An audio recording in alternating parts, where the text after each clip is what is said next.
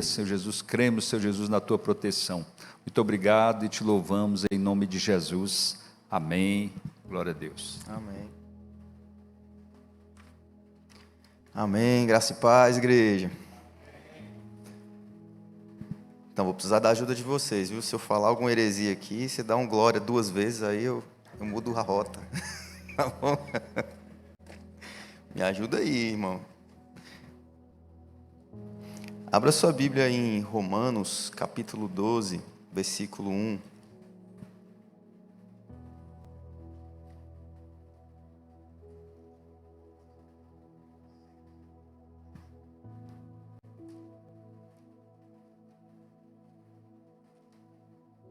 Engraçado, né? Eu acho que tem preleitor que vem aqui pregar e fica orando para aquele relógio, ele tá indo muito rápido, né? Eu sou o contrário, eu queria que ele já tivesse 5 minutos para acabar. Tem uns que estão querendo pregar demais, outros estão querendo pregar de menos. Amém. Irmãos, quando nós lemos, né, esses versículos, esses 2 versículos aí, é muito interessante como 2 versículos podem ser tão profundos, né? Olha o que está falando. Portanto, irmãos, pela misericórdia de Deus, peço que ofereçam o seu corpo como sacrifício vivo, santo e agradável a Deus. Este é o culto racional de vocês. E não vivam conforme os padrões deste mundo, mas deixem que Deus os transforme pela renovação da mente, para que possam experimentar qual é a boa, agradável, perfeita vontade de Deus. Amém?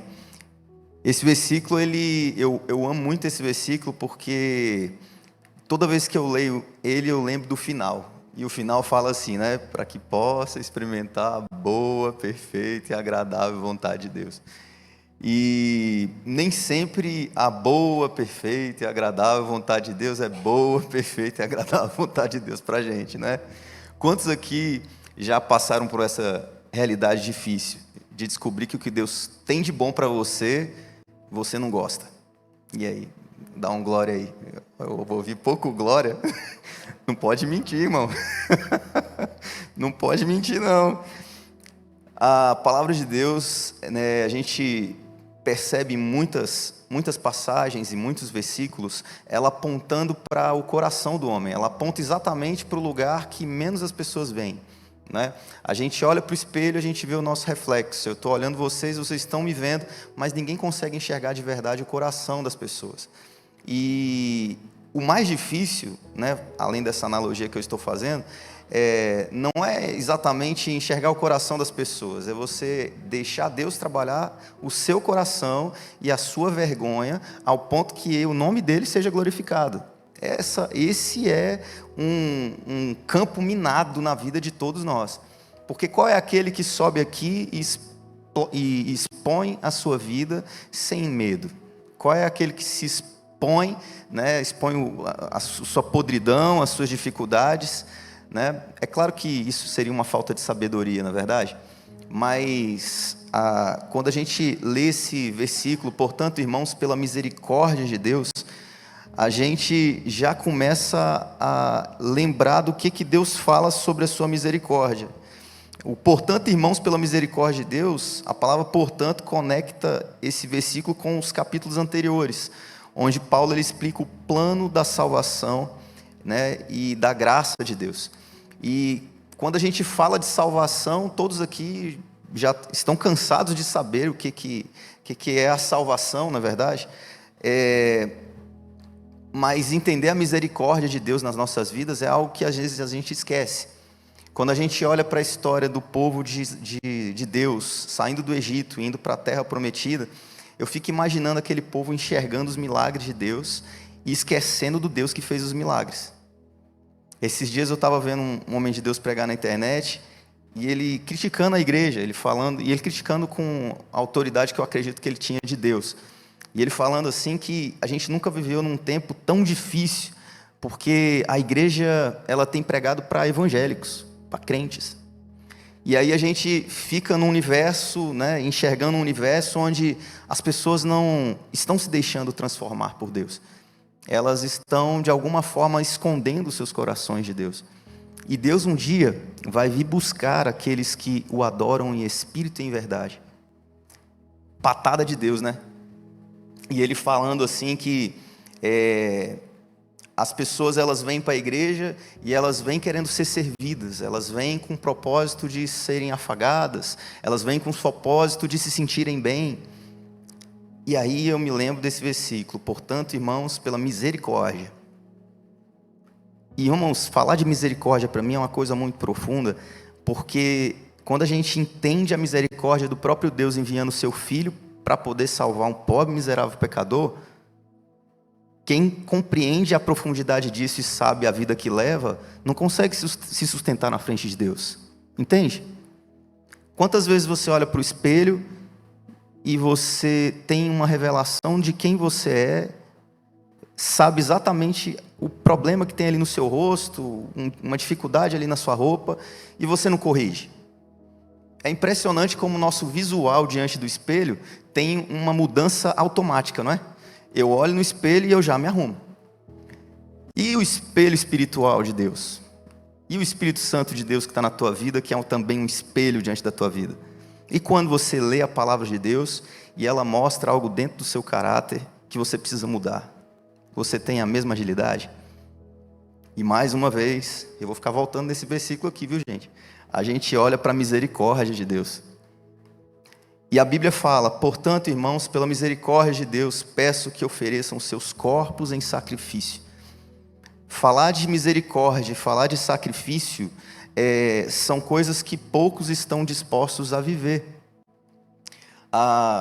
Eu não sei quantos cristãos nós temos aqui hoje, mas eu queria saber, assim, quantos aqui já foram batizados nas águas? Levante aí, sem vergonha. Só se você tiver vergonha, não precisa levantar não, tá?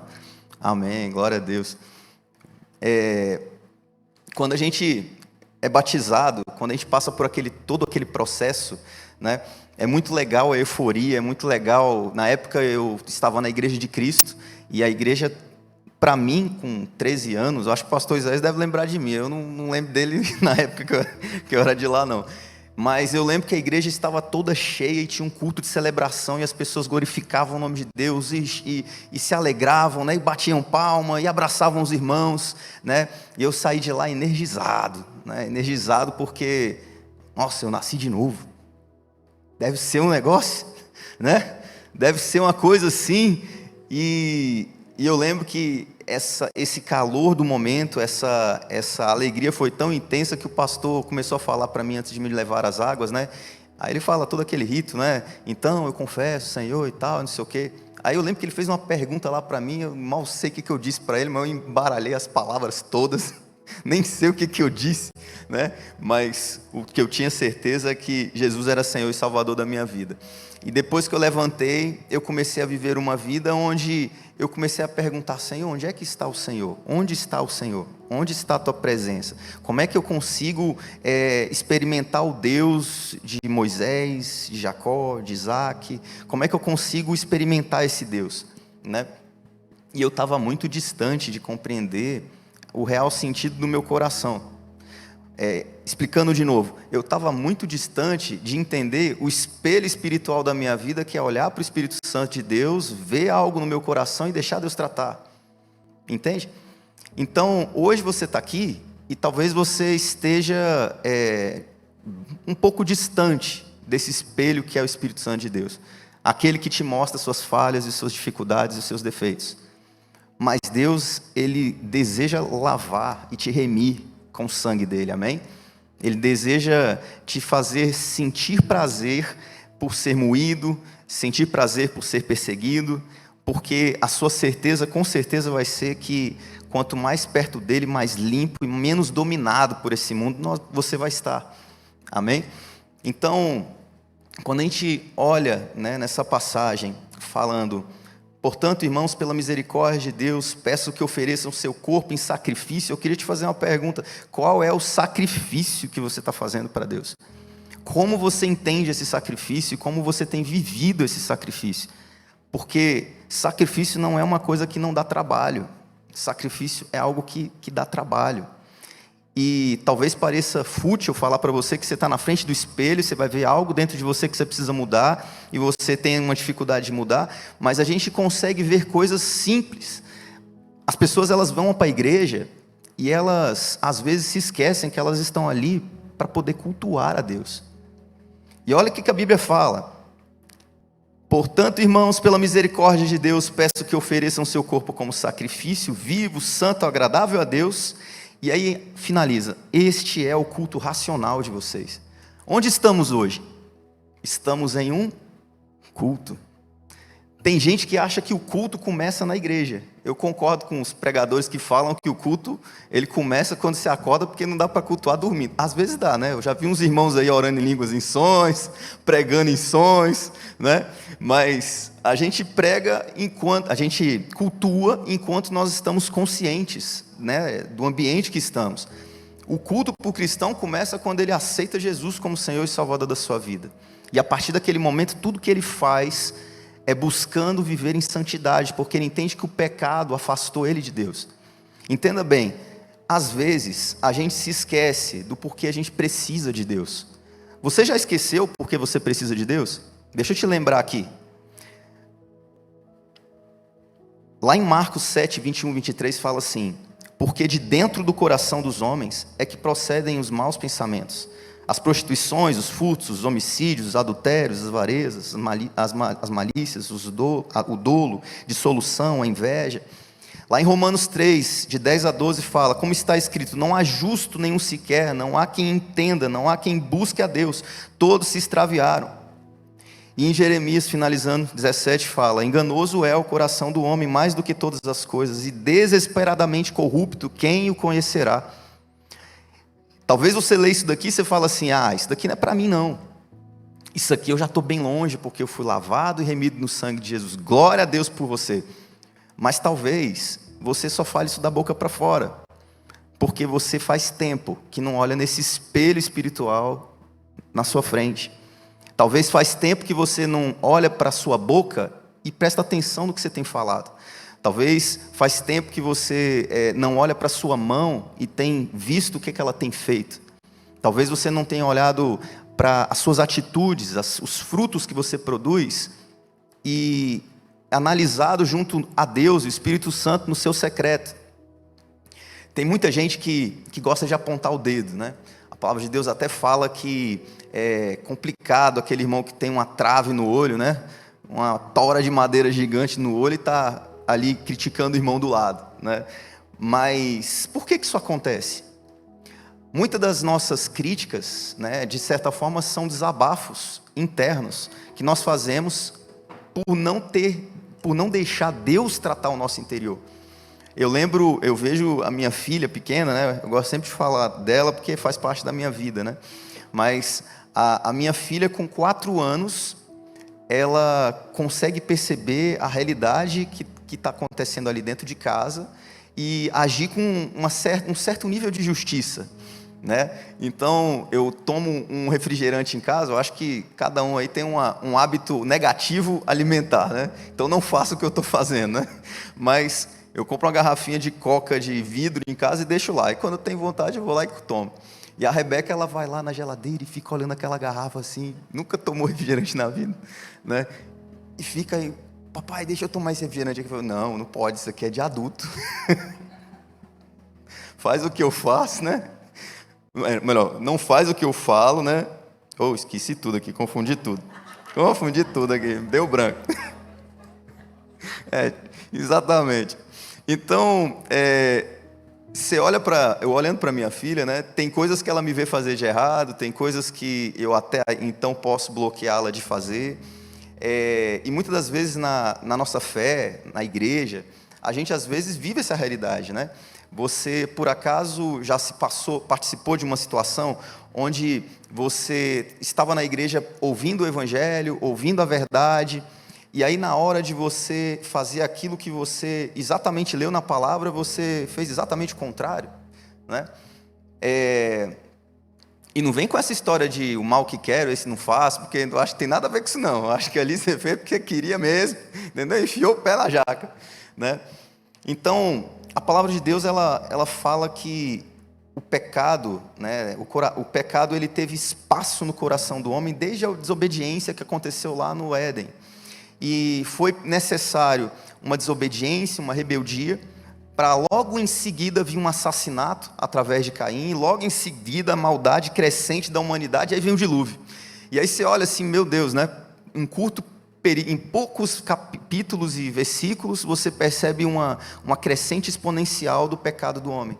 E quando Deus ele permite o seu Filho vir, é para poder curar o nosso coração. É porque o homem sem Deus não tem solução. E muita gente ainda acha que tem como o homem conseguir encontrar algum caminho de viver a sua vida, sem se livrar, né, do destino que o pecado dá para todos nós. Lá em Romanos 6,23 fala, porque o salário, né, no caso das nossas atitudes pecaminosas, né, da avareza, da inveja, da rebeldia, né, o salário do pecado é a morte. E então, quando nós olhamos para essa realidade toda, nós não podemos nos esquecer que a cura para o nosso coração pecaminoso, ela com certeza é Deus na nossa vida. Eu preciso de Deus. E não importa se eu batizei nas águas, e não importa se eu sou membro de uma igreja, e não importa se eu ouvi a voz de Deus, não importa se eu caminho do lado de Deus, não importa se eu sou um discípulo de Deus, de Cristo, não importa o título que você tenha, eu e vocês, nós precisamos de Deus. Você precisa de Deus? Quando a gente perde a humildade de admitir diante do espelho, não o espelho somente espiritual, né, mas admitir diante das pessoas, daqueles que nos cercam, que nós precisamos de Deus, a soberba invade nosso coração. E onde é que você vai conseguir encontrar no seu coração algo para mudar se o Espírito Santo de Deus disser que você tem que mudar? Tem pessoas que são tão santas que elas não se humilham diante de Deus, tão soberbas que há muito tempo Deus não fala com elas. E quando nós olhamos para essa realidade, é triste. Em Romanos, né, voltando ao livro, portanto, irmãos, pela misericórdia de Deus, quem vive uma transformação, essa transformação que fala de Romanos, precisa entender a misericórdia. Você entende a misericórdia de Deus? Entender a misericórdia é ter vergonha de quem se é sem Deus. Você tem vergonha de quem você é sem Deus? Entender a misericórdia tem a ver com você entender que seu corpo precisa oferecer sacrifício. Você já viu aquela musiquinha que fala assim, cuidado, olhinho com o que vê? Eu não lembro mais da música não, só lembro dessa parte. Alguém consegue me ajudar aí? Essa música é fantástica. É uma música de criança, mas fantástica porque ela faz você entender o que você produz com seu corpo. Ela te faz adorar com seu corpo. A gente chega na igreja para adorar o Senhor, a gente ora, né, a gente usa a nossa boca, mas no momento que você está louvando ao Senhor, entenda bem, isso é para Deus. Deus está te vendo abrir a boca e é para Ele, é Ele que está te ouvindo. É o momento que você está ali dando algo para Deus. Tem muita gente que vem para a igreja e acha que no momento do louvor está num espetáculo, né? Porque o louvor às vezes é muito bonito, a igreja tem uma produção muito interessante, e a pessoa fica ali como um espectador.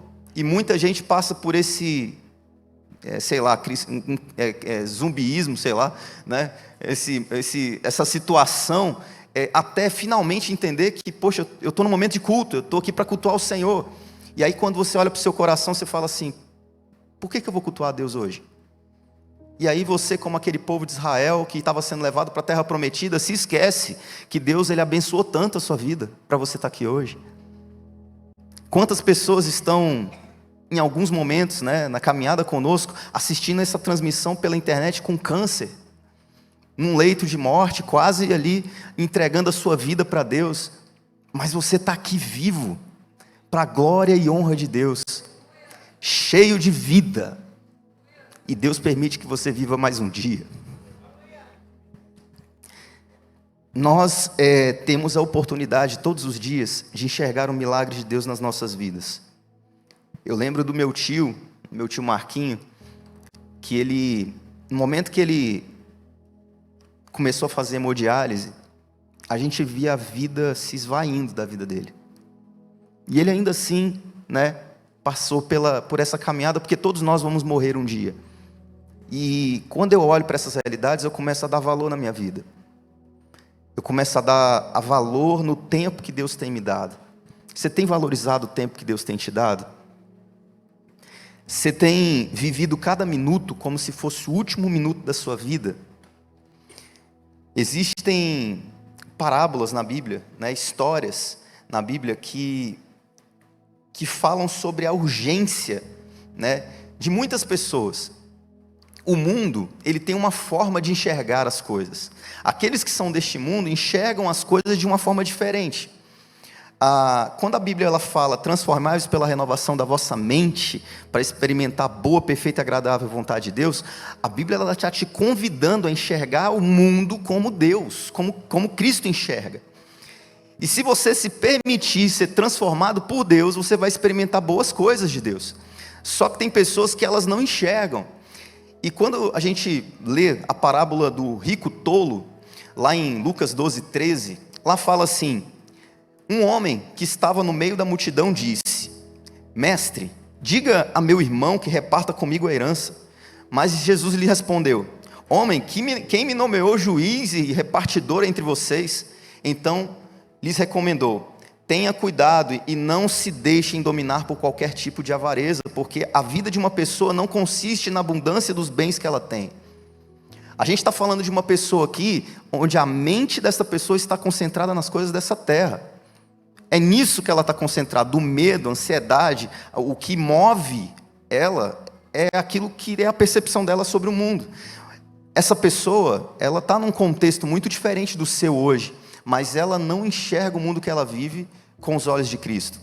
E Jesus, né, lhes contou ainda uma parábola dizendo: o campo de um homem rico produziu com abundância. Entenda uma coisa, aqui fala, o campo de um homem o quê? Rico. O homem já era rico.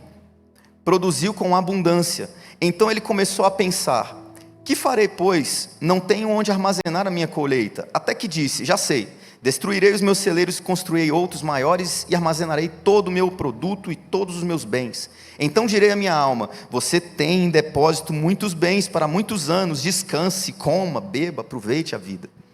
Mas Deus disse: louco, esta noite lhe perdirão a sua alma, e o que você tem preparado para quem será? Assim é o que ajunta tesouros para si mesmos. Quantos estão ajuntando tesouros para si mesmos e estão morrendo? Hoje Deus pode pedir a tua alma. E o que você vai dizer para Deus? Como você vai se justificar diante de Deus?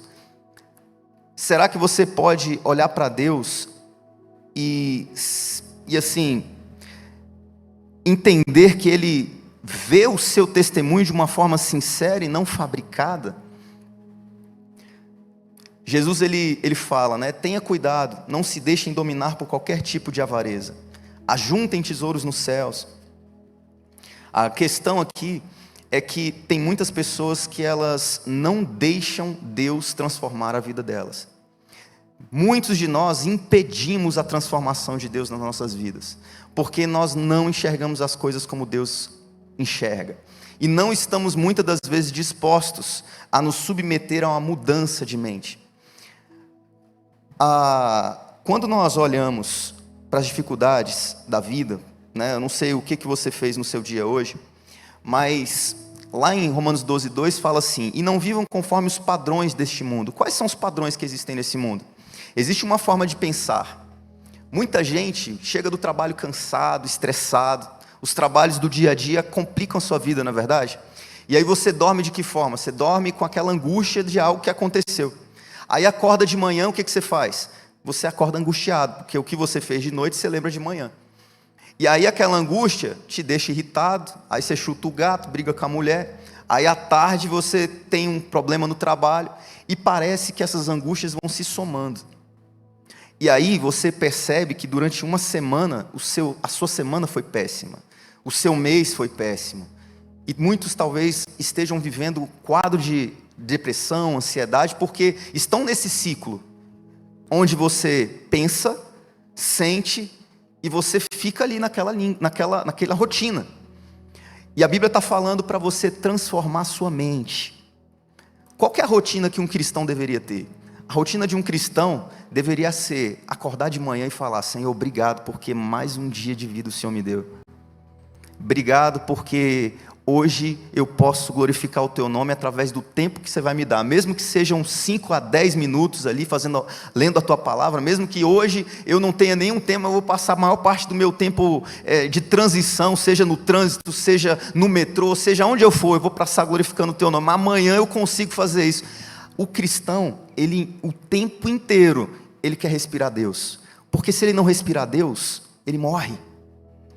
E você olha para a vida do cristão e de manhã, se tiver vindo um sentimento negativo à noite, ele enfrentado alguma dificuldade de noite, ele ajoelha, ele ora.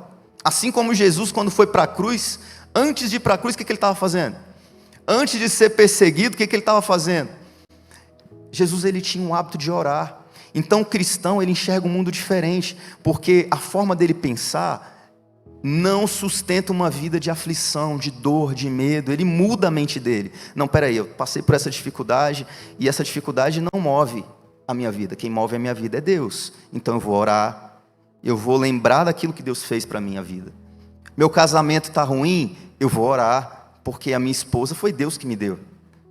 Eu tenho necessidades, eu tenho dificuldades, eu gostaria de alcançar determinadas coisas. Peraí, mas isso aqui está alinhado com a direção de Deus? Deixa eu orar para saber o que Deus quer falar comigo.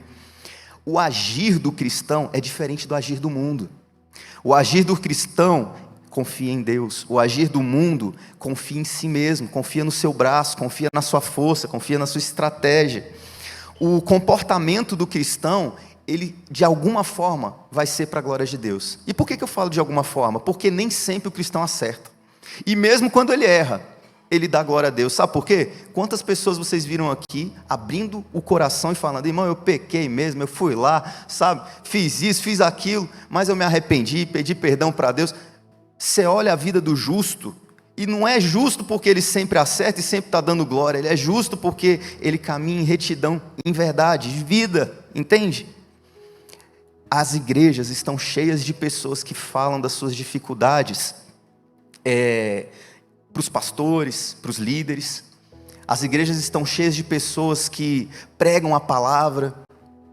Este é o lugar que Deus deseja que nós estejamos em comunhão, com um corpo onde ele não tem vergonha de expor o coração que tem, com um corpo que está disposto a deixar Deus trabalhar a sua mente, o seu coração, um corpo que está disposto a se entregar em sacrifício.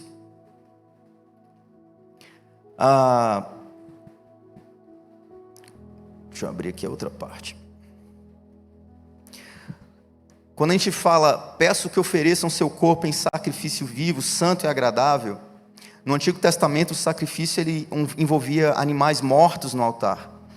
Mas agora Deus ele não quer sacrifícios físicos, e sim a nossa vida entregue diariamente. Lá em Hebreus 10, se fala sobre o sacrifício de Cristo, de uma forma a expor que ele é um único sacrifício. Quando a gente olha para o Velho Testamento, a gente vê que as pessoas ofereciam animais constantemente, mas não era para isso acontecer. E que eficácia teria o sacrifício? E a gente vê o próprio Deus falando: eu não quero sacrifício, eu não quero isso, eu quero obediência. E a gente vê Jesus botando um ponto final em tudo isso. E lá em Hebreus 10 fala: ora, visto que a lei é apenas uma sombra dos bens vindouros, não a imagem real das coisas, nunca consegue aperfeiçoar aquele que se aproxima de Deus com os mesmos sacrifícios, que ano após ano continua eles a oferecer. Se isto fosse possível, será que os sacrifícios não teriam deixado de ser oferecidos? Portanto, os que prestam culto tenham sido purificados uma vez por todas, não mais teriam consciência de pecados. Entretanto, neste sacrifício ocorre recordação de pecados todos os anos, porque é impossível que o sangue de touros e bodes remova pecados. Por isso, ao entrar no mundo, Cristo disse: sacrifício e oferta não quisestes, mas preparaste um corpo para mim. Não agradaste de holocaustos e ofertas pelo pecado. Então eu disse: eis aqui estou. No rolo do livro está escrito a meu respeito. Estou aqui para fazer, ó Deus, a tua vontade. Jesus é o sacrifício único. Não existe mais sacrifício.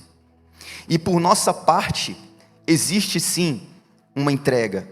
Deus se sacrificou, se entregou, e nós somos convidados por Deus para poder nos entregar em sacrifício, mas agora nos entregar a nossa vida, os nossos membros, os nossos olhos, os nossos ouvidos, o nosso coração.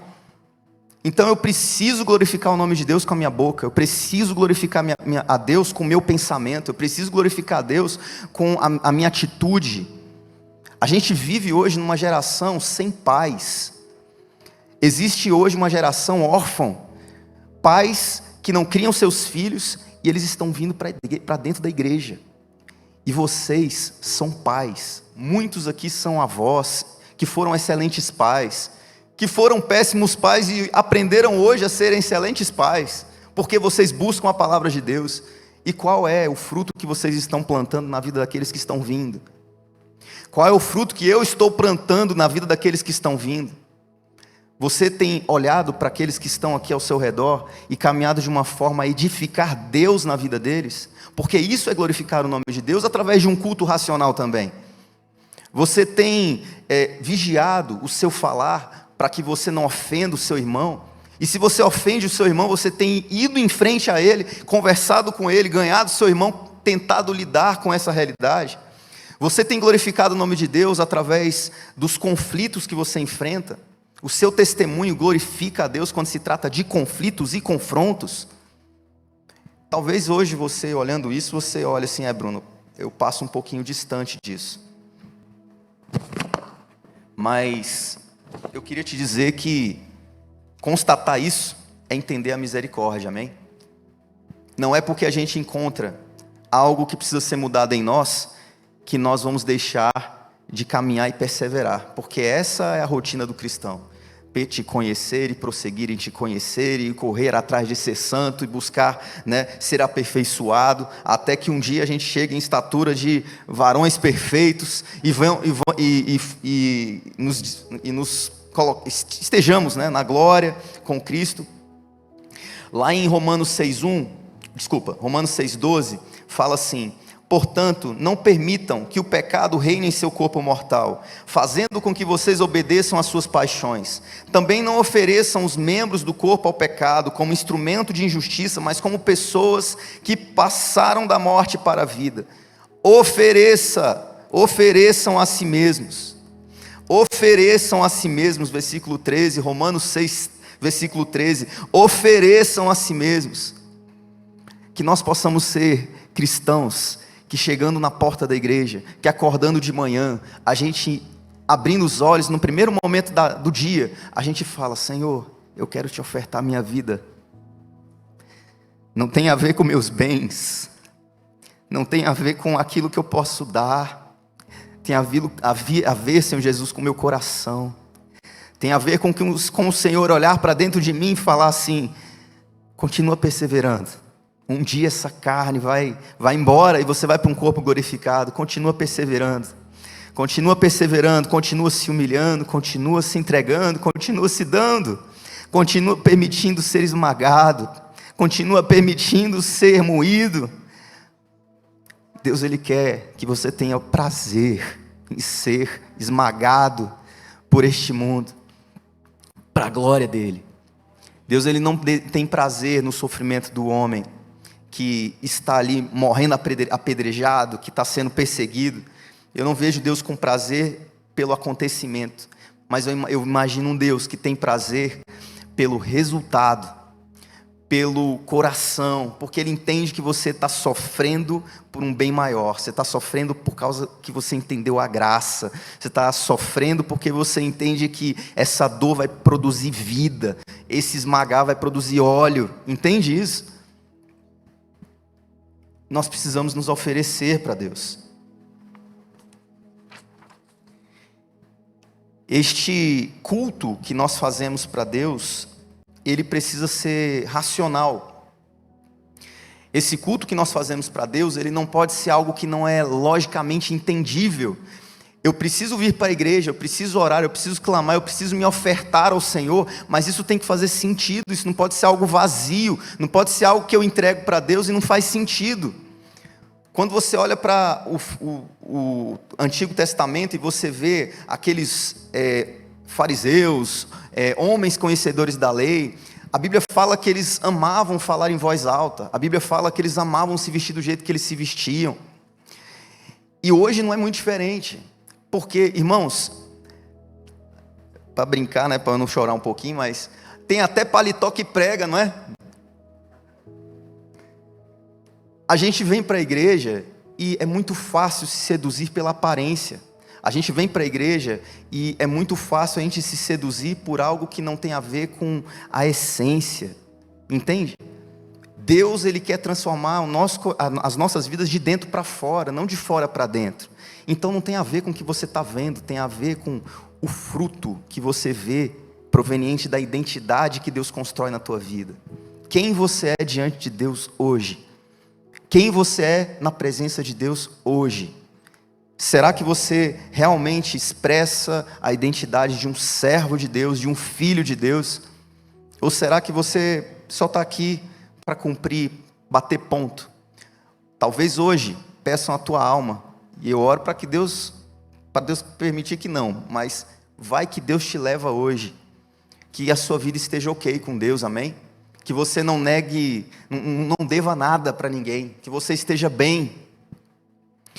Finalizando, lá em Lucas 12, 22, e depois que Jesus ele tem aquele encontro lá com aquele homem, né, com o irmão no meio da multidão, que ele fala do homem rico, ele fala para os apóstolos. A seguir, Jesus se dirigia aos discípulos, né, seus discípulos, versículo 22, 12, 22. Por isso digo a vocês, não se preocupem com a sua vida, quanto ao que irão comer, nem ao corpo, quanto ao que irão vestir, porque a vida é mais do que alimento e o corpo mais do que as roupas. Transformai-vos pela renovação da vossa mente, para que experimenteis a boa, perfeita e agradável vontade de Deus.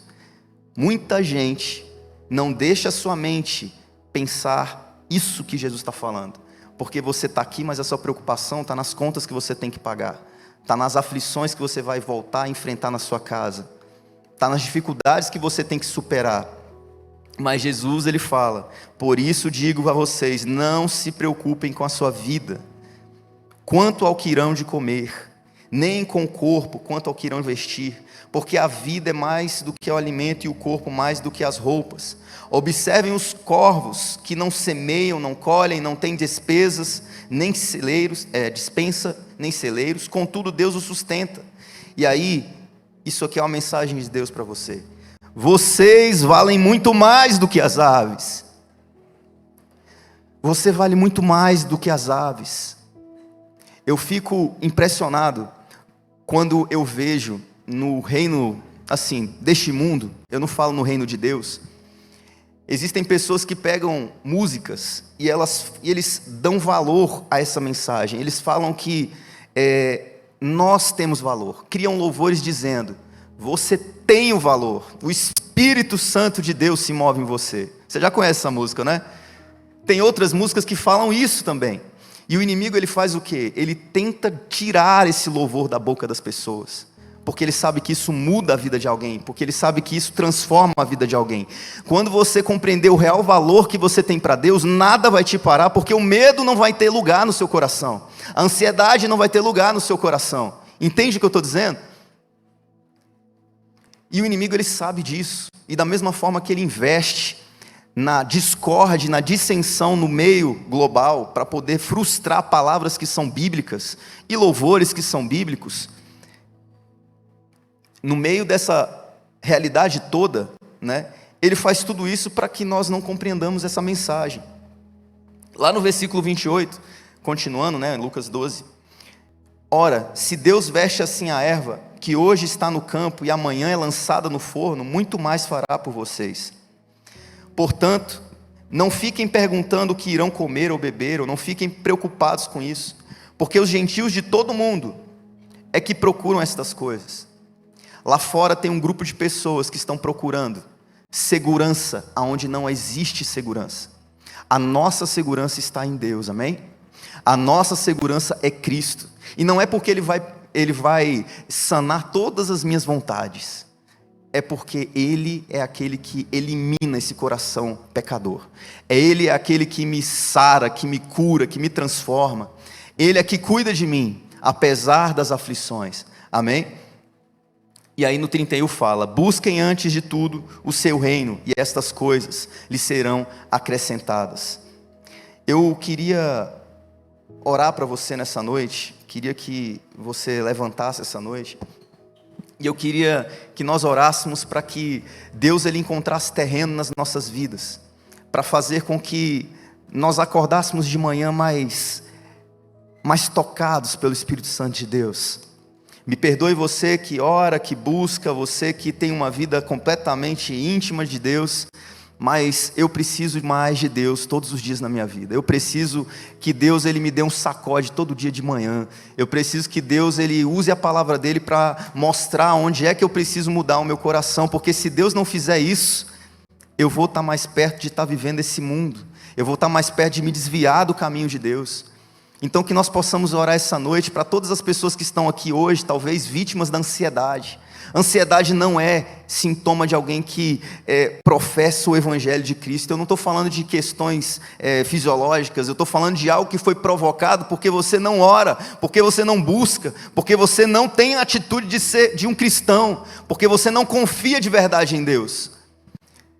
Eu queria que você orasse comigo, você que talvez esteja depressivo, talvez você que esteja aqui hoje e veio com angústia no seu coração. O nosso Deus, Ele é poderoso para mudar a nossa rota. O nosso Deus é poderoso para renovar as nossas vidas. O nosso Deus é poderoso para fazer você acordar de manhã com sede de Deus, e menos sede do mundo. Que nós possamos ter mais sede de Deus e menos sede do mundo. Que nós possamos ter mais foco nas coisas do alto e menos nas coisas do mundo. Que nós possamos ser sedentos para poder acumular tesouros nos céus e não tesouros nessa terra. Amém? Então você que deseja receber de Deus essa noite, levanta suas mãos ao Senhor, comece a orar, e eu vou estar orando também, e Deus ele vai derramar a glória dele sobre a sua vida. Não porque eu fiz alguma coisa, mas porque você de forma sincera abriu o seu coração e porque Ele quis te derramar essa bênção hoje, amém? Hoje é o culto da vitória, hoje é o nosso Deus que está aqui presente. A vitória que nós buscamos não é material, a vitória que nós buscamos não é financeira. Hoje a vitória que nós buscamos, que nós declaramos, é ter Jesus na nossa vida, é ter um coração ensinável, é ter um coração que pode ser mudado pelo nosso Deus, porque nós humildemente abrimos a nossa mente ao Senhor e definimos e declaramos que queremos glorificar o nome dEle com a nossa vida, com a nossa postura, com o nosso comportamento. Ô Senhor Deus, estamos aqui hoje diante da Sua presença, Senhor. Quem somos diante de Ti, Senhor? Não somos ninguém, somos miseráveis e pecadores sem a Tua presença, sem a Tua graça, sem o Teu amor. Ô Pai, nos perdoa, Senhor Jesus, por todas as vezes que entramos na Tua casa, Senhor, e desprezamos esse amor, e desprezamos este sangue derramado na cruz. Oh Pai, nos perdoa, Senhor Jesus, por todas as vezes que nos empolgamos mais com as coisas deste mundo do que o Senhor, Pai. Pai, nos perdoa, Senhor Jesus, porque muitos de nós não têm acumulado tesouros em um celeiro, mas têm acumulado, Senhor Jesus, tempo, Senhor Jesus, de investimento neste mundo. Pai, se nós dizemos que o Senhor é mais precioso do que o ouro e a prata, isso tem que ser expresso no nosso tempo. Pai, como é difícil, Senhor, que o nosso tempo glorifique o Teu nome. Pai, nos perdoa, Senhor, porque muitos de nós damos dízimos na Sua casa, Senhor, mas o nosso tempo, Senhor, está distante, Pai, de glorificar o Teu nome. Oh Deus, em nome de Jesus, levanta no meio da Tua casa, Senhor, homens sedentos, homens, Senhor Jesus, e mulheres e famílias, Senhor Jesus, sedentas pela Tua presença, Senhor, não para mostrar o quanto são religiosos, ligados a Ti, mas para mostrar, Senhor Jesus, que a nossa sede é para ter um coração igual ao Teu, Senhor. Pai, nós queremos ter um coração igual ao Senhor. Nos ajuda, Senhor, a ser santos como o Senhor é. Nos perdoa, Espírito Santo de Deus, por todas as vezes que olhamos no espelho que é o Senhor e não vimos em nós, Senhor Jesus, algo para mudar por orgulho. Nos ajude a mudar o nosso interior, Senhor. Nos ajuda a nos prostrar diante da Tua presença e admitir que o Senhor é Rei, o Senhor é Senhor, o Senhor é poderoso, majestoso, glorioso, governador. Oh Deus amado, vem com a Tua cura sobre as nossas vidas, Senhor. Quantos de nós estão doentes, Pai? Quantos de nós estão feridos, Pai? Quantos de nós estão, Senhor Jesus, aflitos hoje, Pai? E eu sei que o Senhor pode fazer. Eu sei que o Senhor é poderoso para derramar milagres aqui, Senhor. Pai, derrama o Teu milagre em nome de Jesus. Derrama, Senhor Jesus, o Seu poder aqui, Senhor. Não para que essa igreja seja conhecida, Senhor. Não para que esse momento seja memorável, Senhor. Mas porque cada um desses que o Senhor levantar fará a Tua obra como os Teus discípulos, Pai, nos seus lares, nas suas casas, nas suas famílias, nos seus trabalhos, Senhor. Em nome de Jesus clamamos a Ti, Senhor. Deus, Ele é presente neste lugar, meu irmão. Deus, Ele é presente neste lugar. Eu queria chamar aqui na frente somente aqueles que faz muito tempo que você não acorda de manhã e lembra que você tem um Deus. Faz muito tempo que você acorda de manhã e você não ora ao Senhor. Faz muito tempo que você dorme à noite e você não ora ao Senhor. Faz muito tempo que você, de alguma forma, se esqueceu de quem é Deus na sua vida. Talvez você esteja envergonhado de vir, não precisa vir, mas Deus pediu para mim orar pela sua vida. Deus pediu para orar por essas situações. Você que tem sentido algo no seu coração alinhado com uma frieza espiritual. Bruna, eu não tenho ânimo para orar, eu não tenho ânimo para ler a Bíblia, eu não tenho ânimo para buscar. Eu estou aqui na igreja na realidade porque eu quero uma vitória. É a necessidade que está me movendo, não é Deus que está me movendo. Deus vai te mover, meu irmão. Deus vai te mover. Você vai orar na tua casa e você vai ser curado. Você vai orar pela sua família vai ser liberta. Porque o poder de Deus não se limita às portas dessa igreja. O poder de Deus está além de tudo isso. Você que tem vivido uma frieza na sua vida, ore comigo. Senhor Deus, oh Pai, eu abro meu coração essa noite a Ti, Senhor. Eu entrego o meu coração, eu entrego a minha mente ao Senhor, Pai. E eu peço a Ti, Senhor Jesus, perdão, Senhor Jesus, diante da omissão, Senhor Jesus, que foi realizada. Perdão, Pai, por todas as noites que eu poderia, Senhor Jesus, me colocar prostrado diante de Ti e ter buscado mais, e ter orado mais, e ter, Senhor Jesus, me aprofundado nas Tuas Escrituras. Senhor, que o Senhor possa me encontrar nas madrugadas, que o Senhor possa me encontrar nas manhãs, que o Senhor possa me encontrar, Senhor Jesus, independente do horário. Pai, que eu possa, Senhor Jesus, ouvir a Tua voz, que eu possa, Senhor Jesus, sentir a Tua presença em todo instante, que eu possa saber que na aflição o Senhor está comigo e na alegria o Senhor está comigo. Oh Deus, nos perdoa, Senhor Jesus, nos perdoa porque em muitos momentos da nossa vida fomos omissos. Nos perdoa, Senhor Jesus, porque queremos viver para a Tua glória, queremos pregar a Tua glória com o nosso testemunho, no nosso secreto, para que o Senhor veja, Senhor Jesus, e se orgulhe de quem estamos nos tornando em Ti, em nome de Jesus, amém, amém. Glória a Deus. Talvez você esteja aqui, você nunca aceitou Jesus como Senhor e Salvador da sua vida, e eu queria te chamar para cá. Alguém? Amém. Glória a Deus.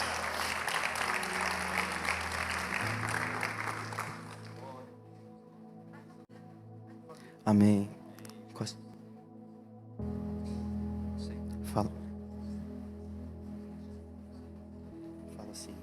Senhor Jesus. Senhor Jesus, Eu declaro eu declaro o Senhor o Senhor como Senhor e Salvador como Senhor e Salvador da minha vida. da minha vida. Me lava, Senhor. Me lava, Senhor. Me cura.